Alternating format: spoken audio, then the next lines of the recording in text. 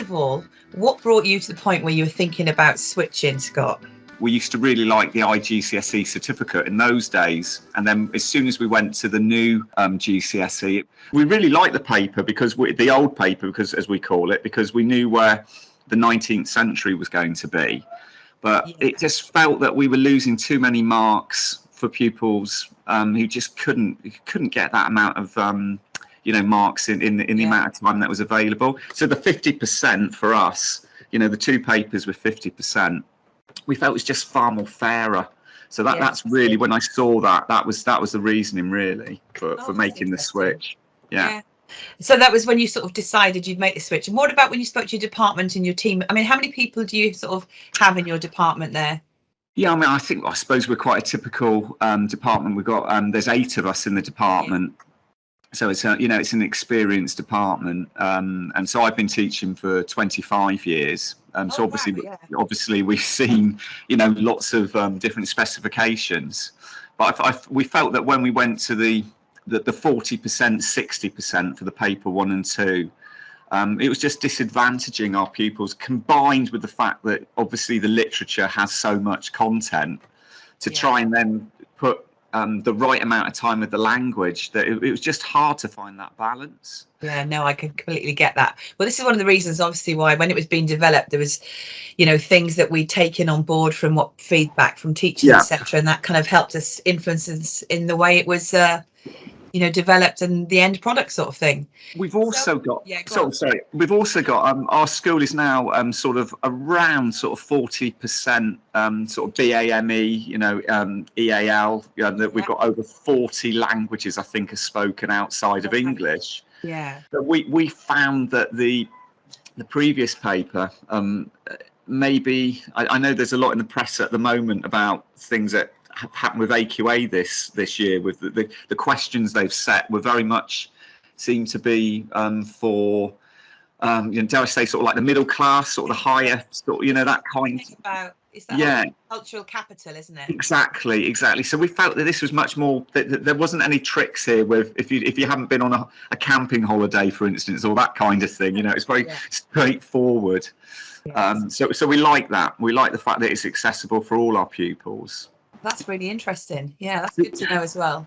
We felt that when we first looked at it, it seemed to almost be being sold as, because obviously we do retake here as well. Yes. It looked like it was being sold as a sort of a retake. But I had to sell it to the faculty that it wasn't. Right. Like it was for resits. Yeah. Yeah. I had to sell it that no, this is an alternative, and it's just as viable. And I think the fact that we've had 2 years of COVID as well, pupils didn't really, and parents didn't really realise that we'd moved to it. They expected that there would be changes. So I think moving to a new specification during this time sort of made sense, really. I think everyone expected there to be something new that would happen, and that's it really interesting, isn't it? Because, it sort of worked for us, really, because normally people don't like to change specifications. That's what I was going to say, especially after what's happened. You think, saying, we've had so many things have happened since 2020 when it all kicked off with COVID pandemic that you can't even entertain thinking about it. But I like the way you're sort of explaining it from your own perspective in your school, which actually makes sense. And that could be why there are more people actually currently now, starting to look at it again, which is interesting, isn't it? It would have been obvious for us to have just started it with year 10, but we went with year 11 because that year 11, our current year 11, had been affected in year 10 with curriculum. So we were able to teach them, for instance, the paper 1, the 19th century non-fiction. So that to them just made sense that we were starting it in year 11, because we hadn't taught them something in year 10 and then said, oh, we're going to bin that and we're going to start something new. It all just made sense, really. So the timings, it sort of worked, really. So did you find there was some resistance from students? Were any of them sort of suddenly panicking about the fact it was a new thing, and how did parents feel about it? This is it. They didn't realise it was a new thing, really, because we'd obviously been ironically, we're with AQA for literature, just because that's the way it'd been over the years. So we'd obviously covered quite a lot of the literature in year 10, and we'd obviously done the writing the writing is still very much the same, isn't it, in effect? Exactly. So it was just the fact that we hadn't spent as much time as we'd have wanted to on the reading anyway, so that we were able to go straight into the reading, and it was new to them, and it was new to staff as well, and the fact it was a new specification. And in a way, it's quite exciting. Because after everything that's happened, it's like, right, okay, and we're now going to do this, and it's kind of like, right, something to get your teeth into, and something to almost get a bit of a buzz going sort of in the department and trying something new, isn't it, really? I think it helped that again with our pupils. I think they are interested in the specimen materials for paper one for the reading, with everything about the slavery, for instance, and those texts. There's a certain resonance with Bristol as well, with Colston and those kinds of things. Yes. So that was quite I don't think there are many of us out there that are experts on 19th century non-fiction, because obviously we've been spending so much time with the fiction and Dickens and all that kind of thing, but it sort of just made sense. So it fitted in with things like Black History Month, for instance, when we happened to be looking at that specimen section. And interesting. That sounds like it. That's really good. I'm really happy to hear that. That's brilliant. And I just think again, going back to those 56 markers from the other paper. Yes. I just found that the new questions, and I know there's off the top of my head, I think there's a 16. I think the most there's a 12 marker, isn't there? Is it paper one, and 16 is it on the other one? Yes, but it just, again, it's that accessible idea, the idea that we could find out quite quickly what we could write in the amount of time that we had, and it sort of made sense. Whereas I just think we never really got to grips with that 56 marker. I don't know if we tried to do it. I don't know if anyone, how much planning had gone into that. I understand why it had to be like that, I suppose. But that was during Reform 2015. That's kind of before a lot of us. That's why I think working on the team now, the people who are working on the team now, is me, myself, Liz, Katie, but she's gone to a different area now in Pearson. But, we were determined to make it something that was seen to be sort of more relevant to people as well today, to learners, make it more relevant in terms of, and also to help them make it more accessible in the way the questions are chunked down as well, that sort of thing. That's what you've done really. You've really done well there. I mean, as I say, going back to that reading, when you were on sort of questions 7A and then 7B, students were losing a little, losing sense of it really. Whereas now, things that we really liked, the with the writing, for instance, the fact that you've got the, just a simple tool, you've got the planning box. Because we always tell pupils to plan. Well, I was going to come to that afterwards. All right. Glad you mentioned it. Yeah, go on. Because it's things like that in the paper. Again, little helpful ideas there with the prompts as well. It's just allowing all our pupils the chance to show off, the skills that we know they've got. And so, again, those were little touches that we liked and made it. So nice to hear. Made it easy to sell to the faculty, really. That's really good, because I know when I was teaching myself, it was kind of like the whole, listen, if you don't plan, your ideas aren't going to get formulated, and it's not going to be, your essay or your answer won't flow, your extended writing won't flow as well, etc. And I always remember having a battle with that, and quite understandably so. And you would get some students who could just rattle it off, and they were able to do that, but the majority definitely would have, been sort of benefited, that's the word I'm looking for, exactly, from having that. That was one of the things I was talking about when we discussed the development of it, and we all agreed that would be a good idea, and teachers wanted that. So I think, like you say, those little touches. I like the fact that the it makes sense with the theme from paper one with the non-fiction is that then goes into the writing. And I think, was it this year? Is it writing about mobile phones, wasn't it, or something? That's so you've right, gone from the 19th. You've gone from the 19th century. So I don't know how you're going to have to be quite clever at how many years you can do that kind of thing for, and then make it relevant. But it's worked really well this year, because obviously, with COVID, the whole idea about social media and phones, it made sense. So again, I think the pupils, it sounds almost quite dull. Oh, we're going to look at 19th century non-fiction, it's going to be about phones, but when it is then linked in with social media and modern thinking, I think that's worked well as well. And I mean, it's quite funny, isn't it? We sort of try to have, it's interesting when you open that paper as a student in the exam hall, and you think, oh, well, this is actually interesting, hopefully, because they can sort of think, wow, in these, this is what they were calling it. I can't remember the name of the type of phone they called it in the text, but it just is a bit of humour in there as well, isn't there? That you can sort of read now and think, wow, that's amazing to think it was like that. So. I think it's really important. Again, I'll just keep saying about the amount of EAL pupils we've got. This is such an important. It's not a standalone subject. It is so much linked with the literature, but it can get in the way of their English studies if there are problems with the English language. You want something that's straightforward so that you can then concentrate on the literature as well. And I think that's why it's. For us, it's just worked well as a combination. So that's really good. Yeah, thank you for that sort of information. It's really, really interesting to hear it, and it's good for us to hear, someone like yourself and how your department's got on with it. So that's great. So when did you actually start teaching 2.0? So we've literally started it in September. Right. Okay. Good. Yeah, that's what I thought.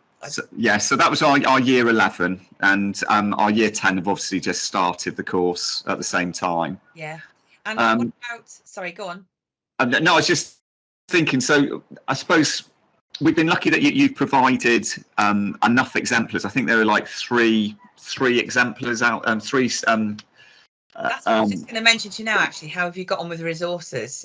So there were 3 sets of sample papers that we've got and that we've used. So for anyone starting the course now, there's the revision guide and workbook, and you've got all the sample materials. Yes, that's it. And we like that with paper too. You've got things like the themes. You've got things like the Helen Keller. There's the sight one, for instance. There's the storm. We called it storm. There was one. So there were themes there that were sort of recognisable. Yeah, that's good. You mentioned the resources. How have you gone with? I mean, we've got the scheme of learning, and we've got various things on there. And I mean, I know you probably adapt them yourselves, but I'm just wondering how you got on with that, and also the anthology. How have you got on with those? So you've. I think it's from the anthology that we were talking about. Is it the Truth Sojourner text? That's what we started with. So we haven't.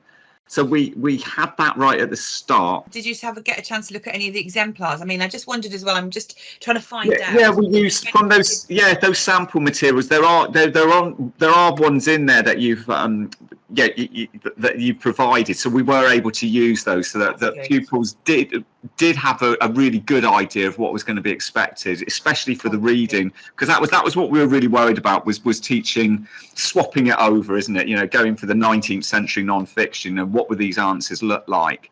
But I think it became quite transition, isn't it? And it's kind of it's a big leap of faith. But I mean, that's why we try to get the exemplars out there and all the different resources.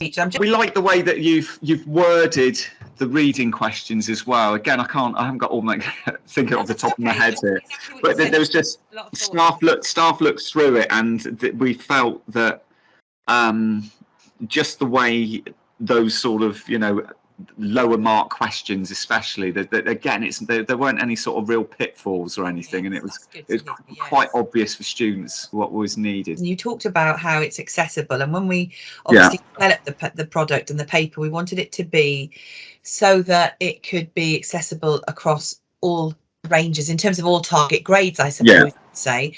So when it comes to sort of stretch and challenge, because a couple of people, from other centres might have said, "Oh, I don't know if I want to do it because is it going to stretch the higher ability, or will they be able to get the top answers?" And we know the answer to that. That yes, that is the answer. But I just wondered whether you have actually had much experience of that yourself. I think the stretch and challenge comes out especially in the writing, and having.